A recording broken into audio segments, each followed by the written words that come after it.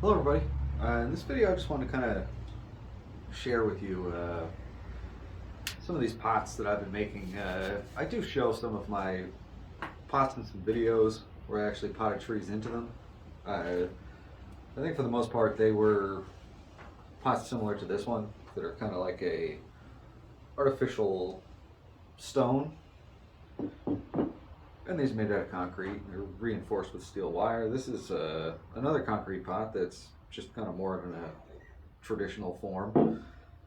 And then these are actually welded steel pots, and these I really like. These are incredibly heavy. You could drop this 100 times and I don't think it would break.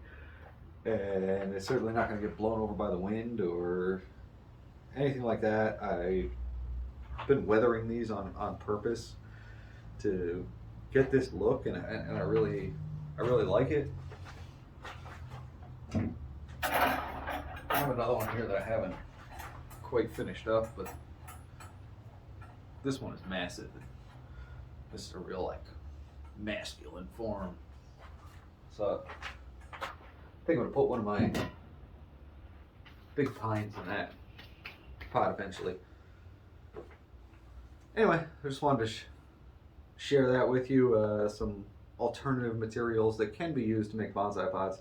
Even these concrete pots, I've had a number of these outside through winters and all kinds of weather, and they don't really seem to show any signs of breaking down. These are, they're sealed and treated, but these, I feel like these are going to last forever.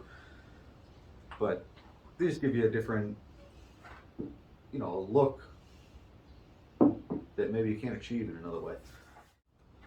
So like I said, I just wanted to share with you some of these pots or containers that I've made with kind of untraditional materials, I guess. Concrete is something that people use, but I've never seen ones really made quite this way, and I don't think I've ever seen steel pots like this before, but I really like them.